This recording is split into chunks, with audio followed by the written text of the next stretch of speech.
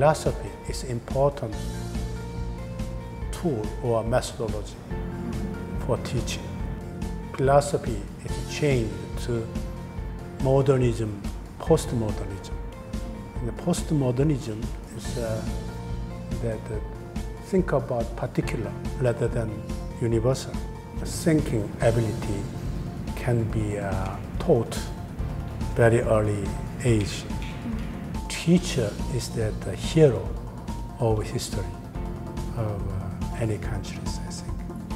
Every countries, they have own difficulties because of the cultural regions or the educational system regions, economic regions, or parents, the pressure regions, something like that. So nevertheless, we can overcoming these difficulties. So sharing and cooperating internationally, and willing to support other countries. So this strong point of world organization. If we think of philosophy not as a subject or not as a fixed idea, but instead of a fluid sense that how to think philosophically. Ethics, one way to for us to think about what is a good life. At the heart of a P4C classroom are questions. Maybe the other question there is, are we philosophical enough or are we inquiry-based enough in our education?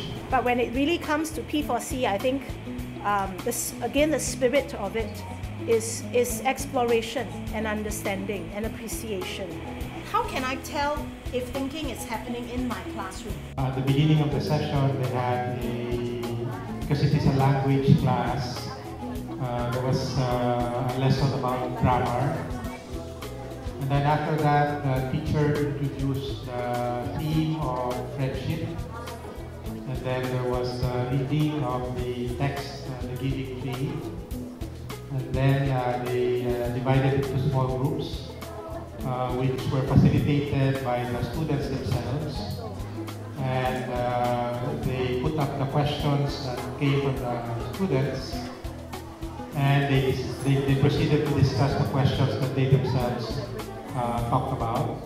And then after all the groups had discussed the questions, the teacher again brought them all together and then had a sharing of different ideas from different questions.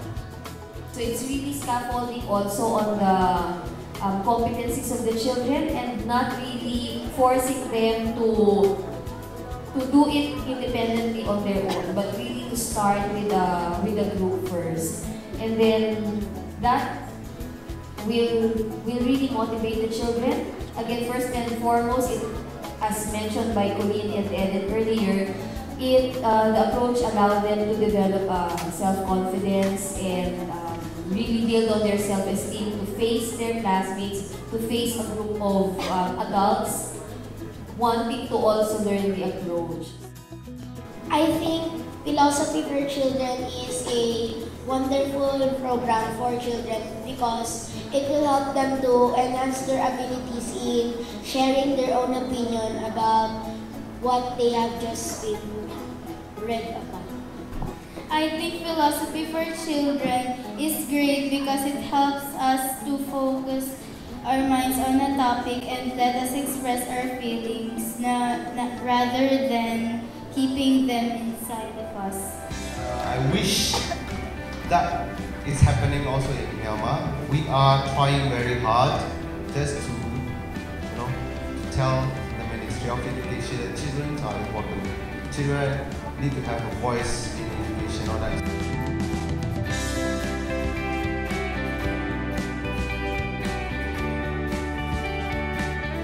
Matthew Lipman, when he was alive, would say that children only have their ideas as their wealth. So when they're able to share what they think and what they feel, they're really sharing their wealth. So that's why it's important to listen to the children. But one thing that struck me in terms of the culture is that there's a culture of kindness I noticed among students, the students, and I think that's probably inculcated by the teachers.